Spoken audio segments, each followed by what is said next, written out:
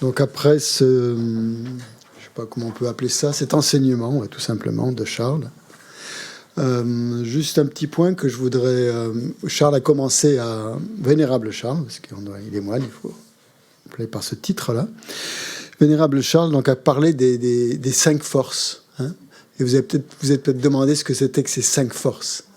Donc ça, en fait, ces 5 forces, si vous avez le lamrim sa spirale, vous savez, celui-là, là, vous allez trouver ça, page 309.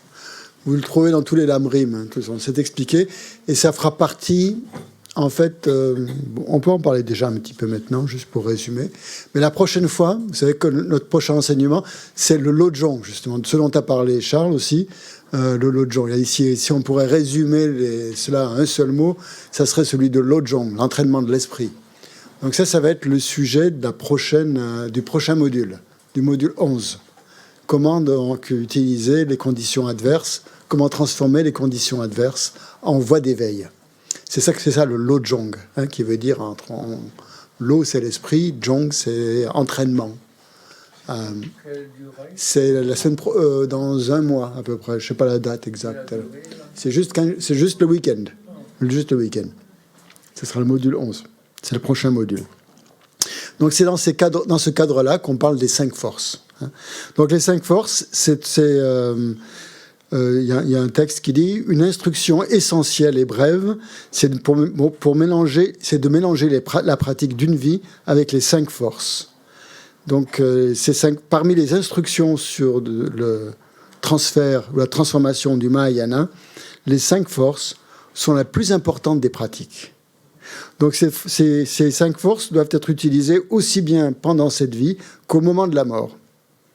Donc pendant la vie, ce sont des moyens d'engendrer ou de renforcer notre bodhicitta, c'est-à-dire ou notre entraînement à l'esprit, en tout cas à la bodhicitta.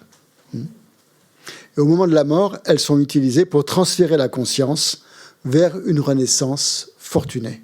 Donc c'est très important. Si vous les appliquez au moment de la mort, ces 5 forces, vous êtes sûr de renaître dans un monde supérieur. Donc, et dans un monde, en tout cas, où vous pourrez continuer votre pratique de la bodhicitta. Hein. Donc c'est ce qui vous garantit un passage pratiquement donc, sûr pour pouvoir continuer dans la vie suivante votre pratique de la bodhicitta.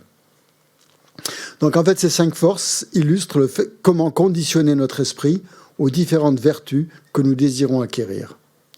Donc ici, la première force dont a parlé l'Vénérable Charles, c'est la force de l'intention bénéfique, hein, ou de l'aspiration, il a appelé. C'est aussi appelé l'intention bénéfique. C'est-à-dire que dès que nous nous levons le matin, nous prenons la ferme décision que dans la journée, nous allons pratiquer l'échange de soi pour autrui. Hein. Et nous allons le faire à partir d'aujourd'hui, de maintenant, jusqu'à ce que nous atteignions l'éveil. Donc tous les matins, on régénère cette aspiration à échanger le soi pour autrui, à pratiquer l'échange de soi pour autrui, hein, à mettre les autres à la place de soi. Donc ça, c'est ce qu'on appelle la force de l'intention bénéfique, première force. La deuxième force dont il a parlé, c'est la force de l'habitude. Ça, il en a beaucoup parlé. Hein. C'est utiliser tous les moyens qui sont bons pour se rappeler justement cette pratique. Parce que cette pratique, c'est notre pratique essentielle. C'est la pratique de notre vie. Hein.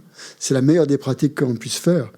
Donc il faut sans cesse mettre des moyens, comme il a dit, des autocollants, des stickers sur les aimants, sur les frigos, tout ça, pour nous rappeler par des petites phrases, par des mots, tout ça, notre engagement ou notre entraînement à transformer les conditions, toutes les circonstances que l'on rencontre, à les transformer en bodhicitta pour tourner sans cesse notre esprit vers cette attitude, dans toutes nos activités quotidiennes. Où qu'on soit, dans la voiture, on peut la remettre, au bureau, n'importe où. On essaye de mettre des slogans, hein, ou des petites phrases comme ça, qui nous ramènent.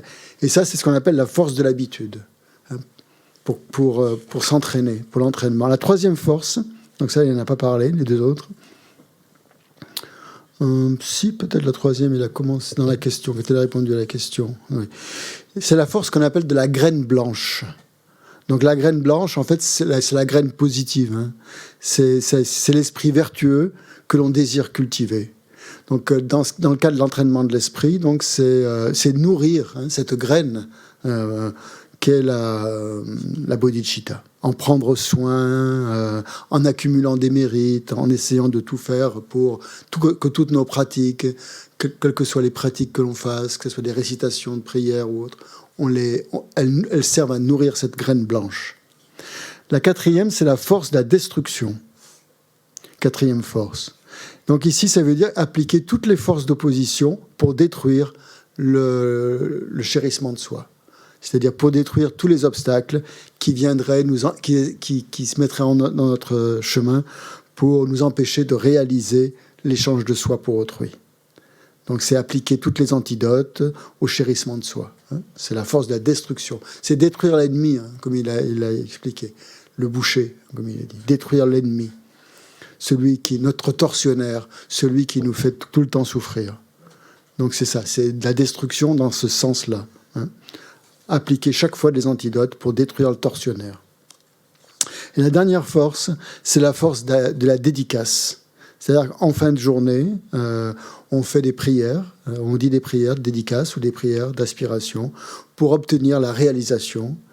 Aussi, comme Charles a dit, pour purifier les actions négatives que l'on a pu faire dans la journée, en les regrettant. C'est par exemple avec la pratique de Vajrasattva, comme on a fait hier, et faire une dédicace pour pouvoir donc continuer à pratiquer jusqu'à ce qu'on atteigne l'état de Bouddha. Donc il suffit de dire une seule phrase, par exemple, par cette vertu, puisse-je rapidement obtenir la réalisation de la bodhicitta. C'est ce qu'on a dit en fin d'enseignement tout à l'heure. Puisse la bodhicitta, qui n'est pas encore née, qui n'est pas née encore, puisse naître dans mon esprit, et si elle est déjà née, puisse-t-elle se développer.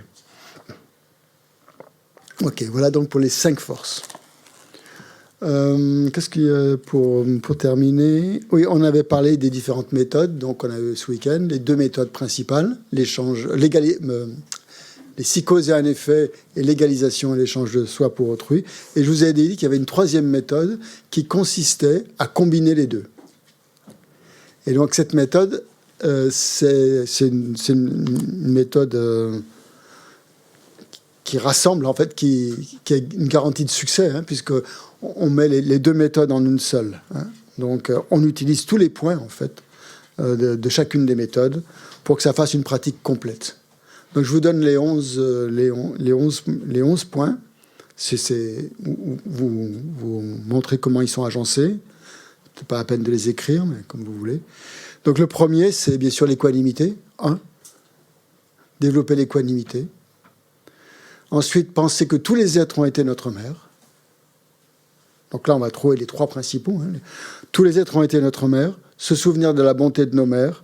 Et développer le souhait de leur rendre cette bonté. Les 3 des psychoses et un effet. Donc ça fait 4. Un préliminaire, le préliminaire à l'équanimité, plus 2, 3, 4.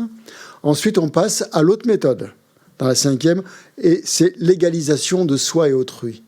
On réfléchit que ce qu'on appelle moi et ce qu'on appelle l'autre, c'est simplement des étiquettes qui reflètent un point de vue complètement subjectif, fondé sur l'ego, en fait. Mais qu'il n'y a pas plus de moi que d'autres, en fait. C'est une dualité qui est complètement fictive, qui est complètement faussée. Donc on égalise ça, et on l'égalise en pensant que nous, comme les autres, on recherche qu'une seule chose, c'est le bonheur.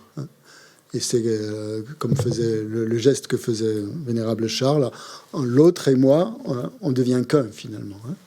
On se concentre sur nos ressemblances et pas sur nos différences. Donc ça, c'est l'égalisation de soi-même et d'autrui, c'est le 5e point. Le 6e point, donc on utilise celui de la 2e méthode, l'avantage de chérir autrui. Quel est l'avantage? Voir que tout ce qu'il y a de positif dans le monde, tout ce qui nous arrive de bien, c'est grâce aux autres. Donc ça, c'est les avantages de chérir autrui. Et le 7e point, c'est les désavantages de l'ego, du chérissement de soi. Voir à l'inverse que tous les problèmes viennent du chérissement de soi. Le 8e, c'est prendre sur soi toutes les souffrances des êtres avec compassion.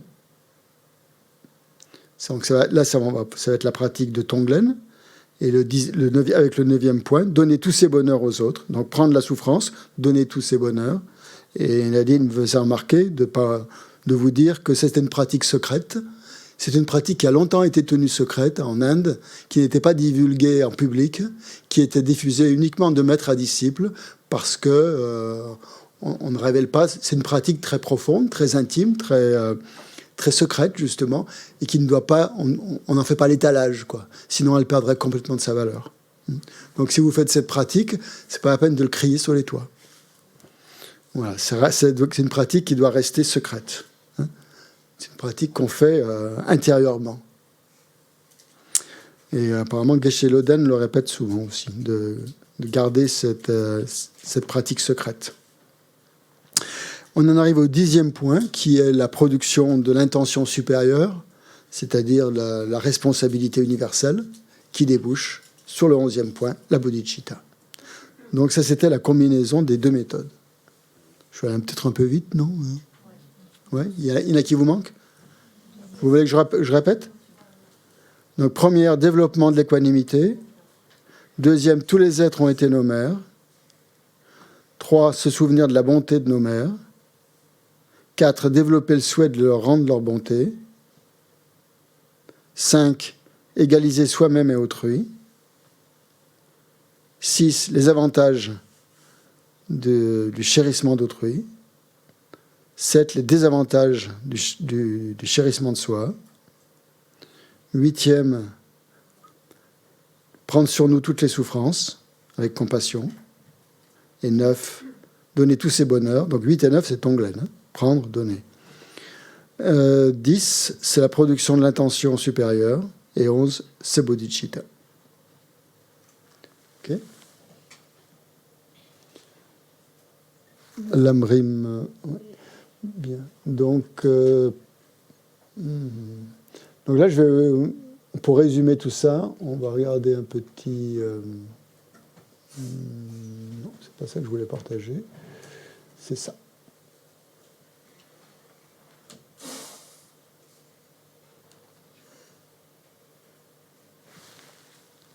Non.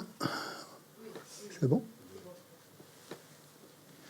Voilà, bodhicitta. Puissais-je atteindre l'éveil dans le but d'apporter le plus grand bienfait au monde. Ça, c'est la prière de la bodhicitta, qui est qu'on trouve dans Shantideva, dans le Bodhicharyavatara. Oui, ce matin, je suis allé un petit peu vite. Je vous dis que cette méthode venait des Shantideva à propos de la deuxième méthode. En fait, elles viennent du Bouddha, ces méthodes. Mais elles ont été transmises par deux lignées différentes. La méthode des 6 causes et un effet, elle vient, bon, si ça vous intéresse, si vous les retrouvez, mais c'est pas très important. Elle passe par Maitreya, on voit, il est caché, Maitreya Asanga. L'autre, c'est plutôt Nagarjuna Shantideva. Plus une méthode de sagesse. L'autre, c'est plus une méthode la première, c'est plus une méthode de compassion ou de moyens habiles. La deuxième, c'est plus une méthode basée sur la sagesse. Mais les deux viennent du Bouddha. Et Lama Tsongkhapa, donc le tibétain, donc au XIVe siècle, a utilisé ces deux méthodes, a réuni ces deux méthodes. Donc ça, c'est la prière qu'on doit avoir en tête constamment. Puissais-je atteindre l'éveil dans le but d'apporter le plus grand bienfait au monde, donc où l'on retrouve donc ces deux aspirations, la double aspiration de bodhicitta. Atteindre l'éveil pour le bien des êtres. Ok. Alors. Cette image. Oui. Cette image, où est-ce qu'elle a été prise? Je ne sais pas. Non, peut-être. Tu penses? Tu penses que ça a été pris ici? Je ne sais pas. Non, je ne crois pas, non. Non, je ne pense pas. Alors, la deuxième, donc production de l'esprit d'éveil, c'est l'unique voie d'accès au Mahayana. On ne peut pas donc entrer dans le Mahayana si on ne développe pas cet esprit d'éveil. Donc, la définition, je vous le rappelle, l'esprit d'éveil est le souhait d'atteindre l'éveil pour être bénéfique à tous les êtres. Double aspiration, atteindre soi-même l'éveil et conduire tous les êtres à cet état. Donc là sont résumés en dessous, mais c'est petit, je ne sais pas si vous le voyez, les bienfaits, les 10 bienfaits de la culture de la bodhicitta, c'est que, donc, l'un, c'est l'unique entrée dans le grand véhicule, comme c'est dit là. On rentre dans le grand véhicule à partir du moment où l'on génère bodhicitta. Et toutes les pratiques que l'on fait avec bodhicitta sont des pratiques de grand véhicule. Deuxième bienfait, on devient un enfant des Bouddhas, c'est-à-dire qu'on devient comme une espèce de prince qui surpasse tous les autres pratiquants qui n'ont pas de cette bodhicitta. On est dans la lignée, dans la filiation des Bouddhas. Troisièmement, on surpasse les arhats, c'est-à-dire que même quelqu'un qui aurait réalisé la vacuité, qui aurait éliminé les perturbations mentales, qui serait déjà à un niveau extrêmement élevé, par rapport à quelqu'un qui a cette pensée de bodhicitta, il est inférieur, quoi. Donc cette bodhicitta dépasse même les réalisations les plus hautes des véhicules, du petit véhicule, par exemple. On devient digne de recevoir des offrandes. Ça veut dire qu'à partir du moment où vous avez généré cette motivation, vous êtes vénéré par les dieux, par tout le monde, quoi, en fait. On va s'incliner. Et même les Bouddhas, on dit, s'inclinent devant les bodhisattvas. Il y a un texte où on dit où un Bouddha dit qu'il tirerait lui-même la charrette qui porte un bodhisattva. Il remplacerait l'animal qui tire le chariot pour porter lui-même le bodhisattva à l'éveil, pour montrer l'importance justement du bodhisattva. Ensuite, le cinquième, on obtient une vaste quantité de mérite dès qu'on a généré cette bodhicitta. C'est la source la plus forte d'accumulation de mérite. Comme on l'a dit ce matin avec la Mazopa, on purifie instantanément tous nos actes négatifs. Une pensée de bodhicitta élimine tout acte négatif. Tous nos souhaits sont exaucés. Ça, c'est bon à savoir, hein. Si vous voulez des souhaits, faites-les avec une motivation de bodhicitta et ils se réaliseront. On est protégé des obstacles, hein, parce que tous les, comme c'est dit dans les textes, tous les protecteurs vont aider les bodhisattvas à atteindre l'éveil, à partir du moment où ils ont généré cet esprit d'éveil. On franchit rapidement les terres et les voies, c'est-à-dire qu'on franchit rapidement tous les niveaux pour atteindre l'éveil. Vous savez que même une fois qu'on est entré dans la voie, il y a plusieurs niveaux. Ces niveaux peuvent être longs à franchir, il peut y avoir des obstacles qui se mettent, qui nous entravent, mais grâce à bodhicitta, ça va très vite.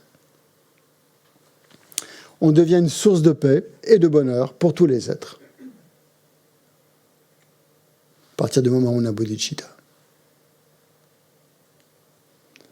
Voilà. Alors là, ensuite, donc, la manière d'engendrer cet esprit d'éveil. Donc la lignée du Seigneur Atisha, ça serait plutôt Asanga. Hein. Après, c'est plutôt Asanga qu'Atisha. Je pense qu'il y a une erreur là. Bon, c'est sûr qu'Atisha, il a aussi reçu cette méthode. Mais en fait, elle vient avant lui, elle vient du Bouddha et d'Asanga. Donc c'est la lignée de la méthode. Et l'autre, c'est la lignée de Shantideva, la lignée de la sagesse. Donc, si cause et un effet, dans un première méthode, et l'égalisation et l'échange de soi pour autrui. Donc, comme préliminaire, l'équanimité, hein, niveler le regard que l'on éprouve sur les autres, si nous n'arrivons pas à percevoir a fortiori tous les êtres comme nos mères. Hein. Au moins, déjà, commencer par ça. Éviter de reproduire sans cesse les catégories ennemis, amis et inconnus. Comment est-ce qu'on y arrive? En considérant le caractère de nos liens, qu'un ami peut devenir un ennemi, et inversement, un inconnu peut devenir un ami. Et prendre conscience de cela va nous amener à niveler le regard que nous portons sur chacun. Lorsque nous aurons ainsi rendu notre regard plus impartial, notre esprit sera dans un état plus enclin pour développer autre chose, c'est-à-dire pour développer la bodhicitta. Donc le fondement, hein, donc c'est l'équanimité, qui est comme méthode, c'est comme la chose la plus importante qu'on va développer pendant ces méthodes, c'est la compassion. Hein.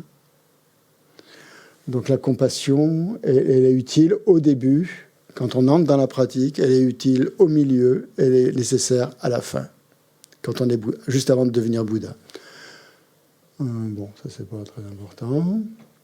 Donc, l'esprit d'éveil, voilà les méditations progressives que l'on doit faire pour chacune des méditations des méthodes.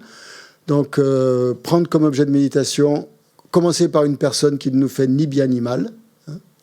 Ensuite, réaliser un esprit équanime à l'égard de nos amis et de nos parents.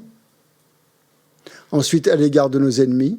Et ensuite, à l'égard de tout, vis-à-vis de tous les êtres vivants. Mais non, il y a une inversion. C'est pas moi. Ouais, c'est inverse, c'est l'inverse. C'est cultiver l'équanimité vis-à-vis de tous les êtres vivants. Et en dernier, cultiver un esprit équanime à l'égard de nos ennemis. C'est le dernier, celui-là.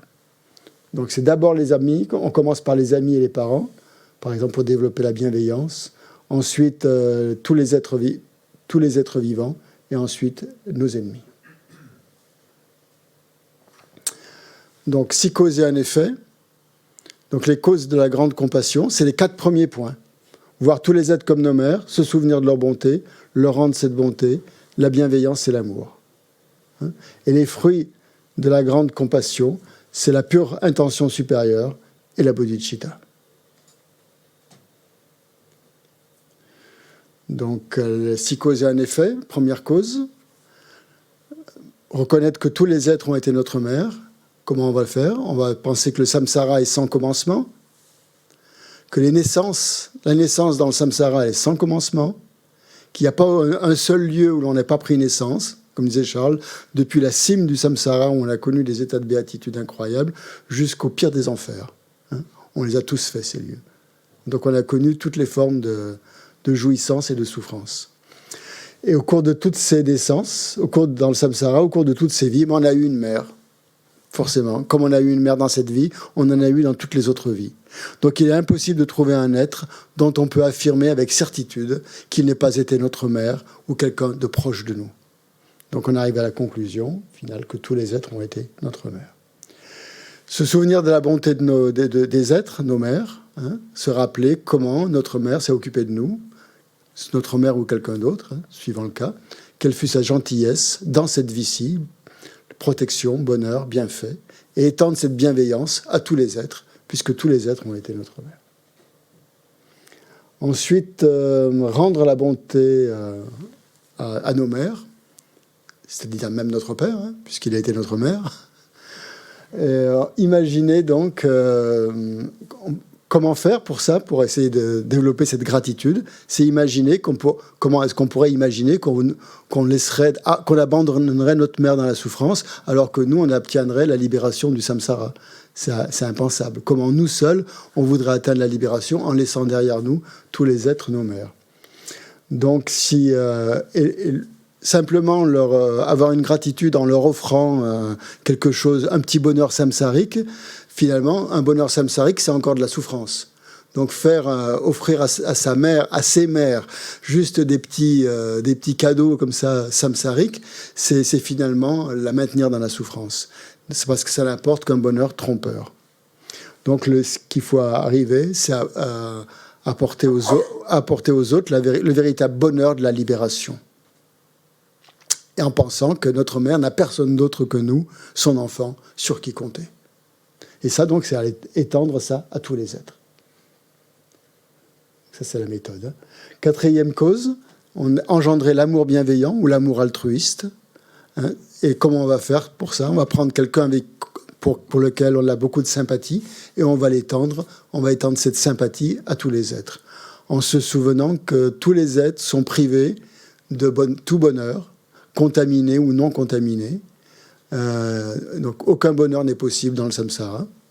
En se rappelant donc la prière, comme ce serait merveilleux si tous les êtres pouvaient jouir du bonheur et des causes de bonheur, puissent-ils jouir du bonheur et des causes de bonheur, et je vais faire en sorte qu'ils obtiennent le bonheur et ses causes. C'est comme ça qu'on engendre donc l'amour bienveillant. Et ensuite, donc la 5e cause, c'est engendrer la grande compassion, en pensant que tous les êtres du samsara sont soumis aux différents types de souffrances, que ce soit les 3, les 6 ou les 8. Réfléchir à sa propre souffrance aussi, sa propre souffrance, et se rappeler la prière, comme ce serait merveilleux s'il pouvait être libéré des souffrances et de ses causes. Puisse-t-il en être libéré, je vais les libérer de la souffrance et de ses causes. Donc on arrive à la 6e cause, qui est la pure intention supérieure, en pensant c'est pas simplement, il ne suffit pas de souhaiter aux êtres d'être heureux, il faut développer la résolution. Moi-même, j'apporterai aux autres le bonheur et je les libérerai de toute souffrance.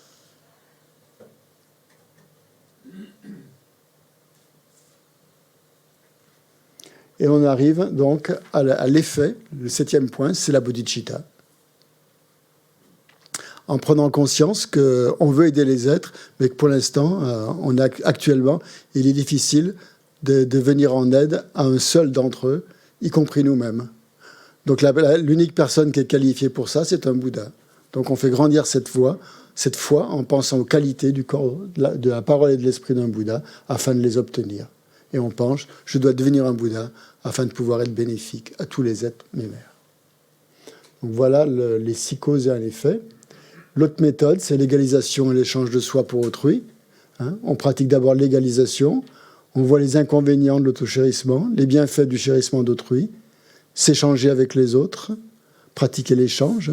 C'est-à-dire chaque fois qu'on voit que c'est l'ego qui veut l'emporter, eh bien, on met les autres à la place. C'est-à-dire que alors qu'on a toujours accordé de l'importance à l'ego, à partir de cet instant, de ce moment, on se dit qu'on va essayer de mettre les autres à la place de l'ego et donner plus d'importance aux autres qu'à soi-même. Et la pratique qui correspond à cela, c'est prendre et donner, la pratique de Tonglen. Bon, ça c'est... Bon, je crois qu'on va... Bon. Ouais. Donc il y a dans l'entrée de la pratique des Bodhisattvas, Shantideva nous dit, donc c'est la citation qu'on a lue ce matin, de même que les gouttes de sperme et de sang provenant d'autres personnes sont considérées comme moi, de la même manière, nous devrions aussi nous habituer à considérer autrui comme moi. Puisqu'on arrive à considérer des choses qui ne sont pas moi comme étant moi, on peut aussi considérer les autres comme étant moi. C'est la logique de Shantideva. Et dans le compendium des instructions, Shantideva encore nous dit « Par la familiarisation avec l'égalité de moi-même et des autres, l'esprit d'éveil devient stable. Les notions de soi et autrui sont relatives et fictives, tout comme le sont les notions de ici et là-bas. » Donc ça, on l'a vu. Les inconvénients de l'autochérissement, c'est que toutes les souffrances de ce monde viennent du désir de notre propre bonheur. Donc, c'est pas la peine de donner de longues explications. Et que toutes les joies de ce monde proviennent du désir et du bonheur d'autrui. Donc là, après, c'est la pratique de Tonglen, donc l'échange de soi avec les autres. Considérer l'autochérissement comme notre ennemi principal et considérer l'amour des autres comme le cœur même de notre pratique. Et ça débouche sur la méditation qu'on a vue ce matin, avec la motivation de compassion, prendre sur soi toutes les souffrances d'autrui, visualiser la fumée noire pendant l'inspire, et pendant l'expire, donner de l'amour, donner tout son bonheur aux autres, en visualisant de la lumière blanche pendant l'expiration. Et donc là, on produit l'intention supérieure, la mise en action, et la bodhicitta, pour faire en sorte que cet esprit demeure focalisé sur cette réalisation. Et là, vous avez la combinaison des 2 méthodes. Équanimité, percevoir tous les êtres comme notre mère, se souvenir de leur bonté, leur rendre cette bonté, pratiquer la grande compassion. Ah oui, ça. Et pour ça, donc, contempler les avantages de s'échanger avec autrui, contempler les désavantages. Enfin, c'est pas vraiment ça. C'est contempler les avantages du chérissement d'autrui, contempler les désavantages du chérissement de soi. Non, pardon, je suis mal. C'est dans ce sens-là, voilà, c'est comme ça. C'est dans le sens de la flèche. Ok, voilà. Tu l'as imprimé, là? Pas imprimé, non. L'imprimé? Oui. Non, pourquoi? Tu le veux? Oui. D'accord. Tu l'imprimeras, alors. Je le mettrai, si vous voulez que je vous le mette dans votre travail, bon, je vous le mettrai. Et puis, volontiers. D'accord. Dans votre... voilà, c'est déjà moins 10. Dans votre travail, donc vous aurez Qu'est-ce que je veux... Si vous avez la voie vers l'éveil, là, si vous avez lisez le chapitre 18 et 19. Chapitre 18 et 19. Hein, sur la bodhicitta. Si vous ne l'avez pas, prenez sur dans un autre lamrim. Qu'est-ce que je vous mettrai aussi je vous mettrai aussi le lien pour une vidéo. Je voulais vous la montrer aujourd'hui, mais bon, on n'a pas le temps déjà, et puis je n'ai pas les droits d'auteur, donc je ne peux pas le faire. C'est une vidéo de Mathieu Ricard qui est assez courte, qui fait une vingtaine de minutes, où il explique à sa manière, de manière très très simple, c'est la visualisation ou les 4 pratiques des 4 incommensurables, hein, c'est-à-dire l'équanimité incommensurable, l'amour incommensurable, la compassion incommensurable et l'impartialité, en faisant une très courte méditation. C'est très inspirant, très très bien fait, très sympa à regarder. Et donc je vous mettrai le lien aussi pour cette pratique-là.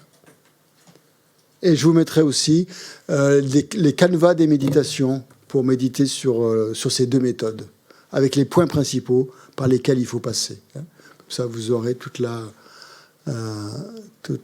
démarche qu'il faut suivre. La piste sera, comment dire, la voie sera... Non, il y a un terme, comment on dit, dans l'escalade, là, quand on met tous les pitons, là. Je ne sais plus comment on dit. Non, on ne dit pas tracé. Comment ? Tracé. Non, pas tracé. Balisé. Non, c'est pas ça que je pensais. Comment ils disent les alpinistes quand ils ouvrent une voie et qu'ils mettent les premiers à ouvrir la voie? Hein? Sécuriser. Voilà, très bien. Voilà. Sécuriser. Vous ne pouvez plus tomber après. Vous avez juste accroché dans le mousqueton au bon endroit avec la corde. C'est sécurisé. Voilà, merci. C'est le Savoyard qui parle. C'est comme ça que j'ai rencontré le bouddhisme. C'est en montagne, en Himalaya. J'étais allé dans l'Himalaya pour faire de l'alpinisme. Ouais. Et là, je suis tombé amoureux des Tibétains. J'ai dit, waouh, qu'est-ce qu'ils ont ces gens? Pourquoi ils sont comme ça? Pourquoi ils sourient tout le temps? Ils sont expulsés de leur pays, ils en bavent comme c'est pas possible. Ils sont sur les routes avec des sacs, leurs enfants, tout ça. Mais qu'est-ce qu'ils ont? Ils ont un sourire jusqu'aux lèvres, ils sont sympas comme tout. C'est quoi leur recette, leur secret? Je me suis dit, il doit y avoir... leur religion doit être intéressante à pratiquer, parce que s'ils arrivent à ça... ouais. Mais c'est comme ça que j'ai rencontré le bouddhisme. C'est en montagne, dans l'Himalaya, au camp de base de la Lapurna. En 1980. Bien, bon, on termine par dédier donc les mérites de ce week-end, remerciant aussi beaucoup Charles de son intervention, très éclairante, très directe, très particulière. Oui, une question, pardon. Oui, excuse-moi, j'avais oublié que tu avais une question. Oui, vas-y. Je me demandais s'il y avait une pratique préliminaire à la méditation de la souffrance, celle où il y a la fumée qui entre et ensuite la lumière qui sort par le cœur. Parce que pour moi, elle est très intense et c'est comme si c'est trop. Ouais. Je comprends, ouais. Que ce soit plus, en tout cas, graduel. Ouais. Il faut la faire graduellement. Hein. Comme j'ai expliqué ce matin, il ne faut pas commencer par les personnes les plus difficiles. Il faut commencer par à le faire avec les personnes les plus faciles, avec lesquelles on se sent en amitié, avec lesquelles on a un lien proche, et le faire, et pas le faire trop longtemps, peut-être. Hein. C'est-à-dire le faire avec une certaine... avec beaucoup de compassion, hein, bienveillance et compassion, mais pas avec une saisie. Il ne faut vraiment pas le faire avec la saisie de l'existence en soi. Hein. Ces pratiques, elles deviennent dangereuses si on fait une saisie en pensant que la personne, elle existe vraiment, la maladie, elle existe vraiment, moi, j'existe vraiment. Il faut dissoudre ça un peu dans la vacuité à la fin. Hein. C'est-à-dire, pendant la pratique, vous la faites consciencieusement, il faut la faire réellement, et à la fin, tout ça, ça n'existe pas réellement. Hein. Cette personne pour laquelle je prie ou dont je prends la souffrance, elle n'a pas d'existence. Hein. C'est moi qui lui donne une existence, qui lui a qui crée une existence véritable. Hein, mais elle n'a pas, si je cherche cette personne, elle est introuvable. Pareil. Mais ça ne veut pas dire qu'elle n'existe pas, mais elle n'existe pas comme moi je l'aperçois, c'est-à-dire sans saisie de l'existence véritable. Hein, et cette pratique non plus, elle n'en a pas. C'est juste de la fumée et de la lumière. C'est pas... C'est un entraînement, mais après, il y a des gens qui, justement, il faut le faire avec sérieux, cet entraînement. Hein. C'est vraiment une pratique. C'est une pratique très intense, hein, très très intense. Et ce qui est bien de faire aussi, c'est la méditation sur l'équanimité comme préliminaire avant. Hein. Oui. C'est-à-dire bien niveler le terrain entre les amis, les ennemis et les étrangers. Hein. Et voir que tout le monde aspire au bonheur, que vous aussi, et faire ça vraiment dans un état d'abandon aussi, hein. Pas être crispé. Hein. Et il faut surtout pas penser que ça va nous apporter aussi des obstacles ou ça va nous apporter des maladies, parce que c'est pas le cas en fait. Hein. Ça va pas nous apporter quoi que ce soit. Ça veut pas nous apporter. Qu'est-ce qui nous dit que ça va nous apporter une maladie? C'est le chérissement de soi en fait, ce qui crée une peur. Alors qu'il n'a pas besoin. Hein. C'est juste une pratique qu'on fait comme ça. Et il faut le faire ça avec un esprit dégagé, quoi, c'est tout. Un esprit libre, un esprit, mais avec de la compassion. Hein. Oui. Oui. Pardon. Oui, une seconde. Oui, suite un petit peu à l'intervention de Charles. Oui. Sur le précieux corps humain, ça veut dire qu'il faut aussi l'entretenir, le tenir en bonne santé, etc. Exactement. Et voilà. Faut pas, oui, tout à fait. Oui. Faut pas le négliger, le corps. Hein. Il faut aussi, pour qu'il puisse nous amener à l'éveil, est-ce que Charles, c'est vraiment un exemple de ça, du précieux corps humain? Excusez, je vais parler avec lui. Charles, il est très extrémiste. Hein. Il va jusqu'au bout. Hein. Il fonce. Hein. Depuis que je le connais, maintenant ça fait plus de 35 ans que je le connais. Et, il va jusqu'au bout. Hein. C'est voilà. Et bon, après, c'est Charles. Quoi. Mais il faut aussi se ménager, bien sûr, parce que lui, il arrive à supporter. Hein. Il sait jusqu'où il peut aller, je pense, hein, et il y va. Hein. Mais même, il va même plus loin que jusqu'où il peut aller. Il franchit toujours un petit peu ses limites. C'est pas forcément un exemple à suivre si on n'en est pas capable. Hein. Mais c'est inspirant. Ça montre que quelqu'un qui est vraiment déterminé, il peut aller vraiment très loin et il peut réaliser des choses dont on entend parler dans les livres, par exemple, dans le bouddhisme. Parce que après, il faut le faire avec ses capacités. Lui, il a d'énormes capacités. Hein, ça, c'est sûr. Il a d'énormes capacités, Charles, à pratiquer, à se donner aux autres, à vivre à la bodhicitta. C'est pas tout le monde qui a ça, malheureusement. Et donc, pour nous qui n'avons pas ces capacités, il ne faut pas forcément vouloir l'émuler dans le sens, justement... Mais Charles ne maltraite pas son corps non plus. Hein. Il n'est pas non plus là-dedans, mais il évite le chérissement de soi du corps, quoi. Mais il est quand même raisonnable. Hein, il est quand même raisonnable.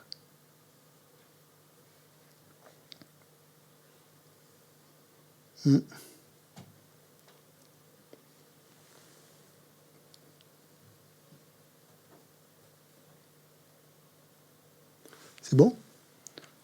Donc on fait une dédicace en espérant donc que ce cours vous a apporté l'envie ou l'aspiration à générer cette bodhicitta, ou en tout cas essayer de mettre des empreintes pour qu'elle se produise, qu'elle naisse dans notre esprit, et que si elle est déjà née, qu'elle ne dégénère pas. Est-ce que la bodhicitta peut dégénérer? Est-ce que quand on a réalisé la bodhicitta, est-ce qu'elle peut dégénérer? Qu'est-ce que vous en pensez? Ou est-ce que c'est stable? Si elle est réalisée, oui. Elle peut pas dégénérer? Non. Vous pensez? Je sais pas, moi. C'est le travail de toute une vie. Mais une fois qu'on l'a réalisé, une fois qu'on a ça dans son esprit, est-ce qu'elle ne peut pas dégénérer? moi, mon avis, On verra bien si elle peut dégénérer. Comment? Au 8e Bhumi? Moi, une fois, j'ai entendu que c'est après le 8e Bhumi, en fait. Quand ça arrive... Non. Là, elle ne dégénère plus à partir du 8e Bhumi, même bien avant même. Ah, bien avant. Oui. Moi, en fait, j'ai compris que si elle se lève spontanément, toujours, sans effort, en fait, ça veut dire qu'il n'y a pas d'arrière, il n'y a pas arrière. Elle va pas revenir, ça, on ne va pas revenir en arrière. Oui. C'est pas tout à fait juste. C'est, vous savez, il y a cinq voies. Hein. La première voie, c'est la voie d'accumulation, préparation, vision, méditation et au-delà de l'apprentissage. Là, sur la première voie, c'est-à-dire la voie d'accumulation, il y a 4 niveaux. Hein. Au premier niveau, elle peut encore dégénérer. C'est-à-dire, quand on entre sur la voie d'accumulation, quand on a réalisé bodhicitta. Hein, on a réalisé bodhicitta. Mais lorsqu'on est au premier niveau de la voie d'accumulation, elle peut encore dégénérer. On peut se retrouver, on peut se décourager et se retrouver, se dire non, voilà, le grand véhicule, c'est trop compliqué, je vais plutôt vers le Hinayana. Après, quand on a franchi la deuxième degré de la voie d'accumulation, elle est stable. Il y a juste un niveau où elle peut être instable, quand on est sur la voie. Hein, ouais. Le premier niveau de la voie d'accumulation. Après, c'est bon. C'est acquis. Donc il y a un passage délicat. Elle peut dégénérer, mais vraiment, voilà, juste à ce niveau-là. Est-ce que ça vient des doutes? Je ne suis pas à ce niveau-là, moi, pour vous dire. Je ne sais pas d'où ça vient. Je pense que oui. Je pense que c'est... Ou au découragement. On n'a pas stabilisé encore. On n'a pas complètement stabilisé. Ça peut venir du découragement.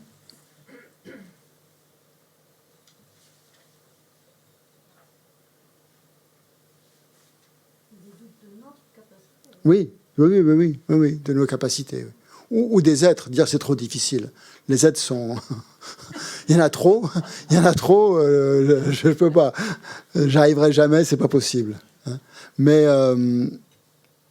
ça, je pense que c'est avant d'avoir réalisé la bodhicitta qu'on peut se dire ça. Une fois qu'on l'a réalisé, qu'elle est vraiment spontanément... Mais on ne sait pas. Il peut y avoir un obstacle karmique quoi, qui intervient, justement. Ouais. Quelque chose qui s'élève. Je ne sais pas.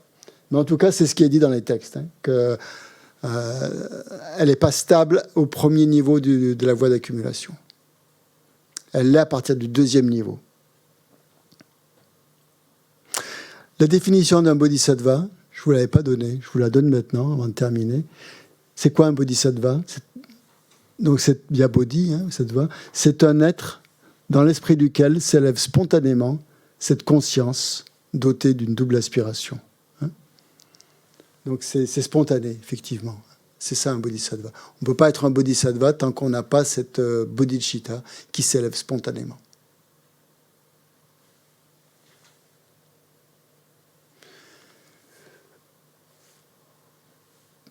Pourquoi est-ce qu'on est toujours dans le samsara?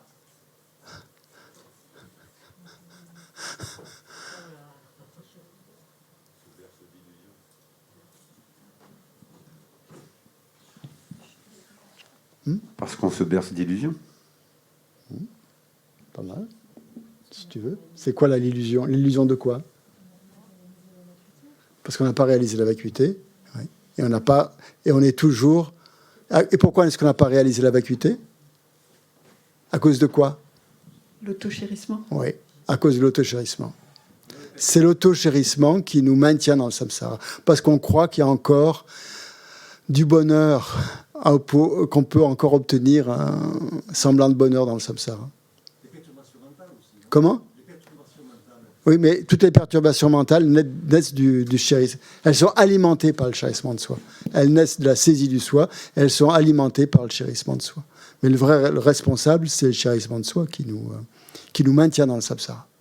Si on abandonne ce chérissement de soi... forcément, on n'a plus... Donc, vous voyez aussi, on peut éliminer le samsara en éliminant le chérissement de soi.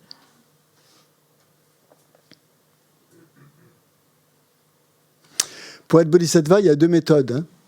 soit on est bodhisattva, on réalise d'abord la vacuité et après on entre sur la voie des bodhisattvas, hein, soit on réalise d'abord bodhicitta et on réalise la vacuité après. Il y a deux approches possibles. Hein. D'abord, réaliser la vacuité. Vous réalisez la vacuité, vous êtes libre du samsara et vous avez déjà plus ou moins l'aspiration à bodhicitta, mais vous ne l'avez pas encore réalisé. Et là, après, vous la réalisez. Et là, c'est facile. Vous avez déjà réalisé la vacuité. Ça veut dire qu'il n'y a pas de moi, il n'y a pas d'autre. Ça va vite pour réaliser bodhicitta. Après, mais bon, ça va vite. Il y a quand même toutes les pratiques nécessaires à faire, hein, pour avancer sur les différents stades. Ou alors, l'autre méthode, c'est d'abord de réaliser bodhicitta.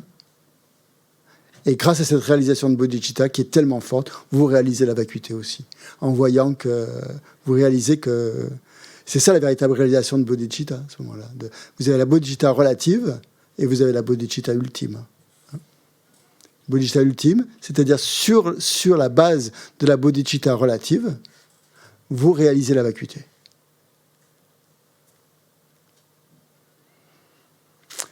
Voilà le programme.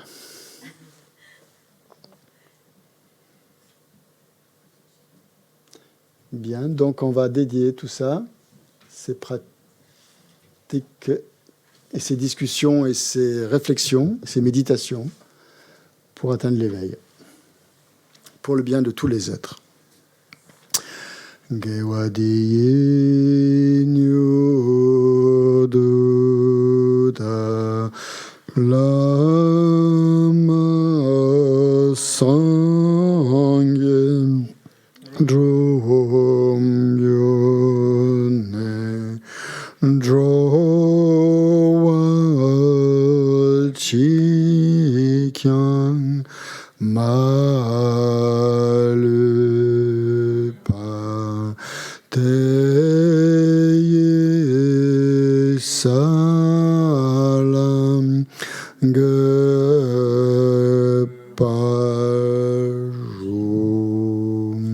Que tous ceux qui sont malades recouvrent rapidement la santé, que toutes les maladies de ce monde disparaissent à jamais, que dans aucune contrée, de par ce vaste monde, n'advienne épidémie, famine ou conflit, que les êtres vivent dans la vertu et le bonheur grâce à la richesse du Dharma, et que croissent l'abondance, la prospérité et l'excellence. Janchu sem chu rinpoche ma kye pa nam ye gyo chi kye pa dyam pa me pa yang gon ne gon du per wa shu ton ye ta wa rinpoche ma kye pa nam ye gyo chi que pariam pame payam gone gondo pelwashu.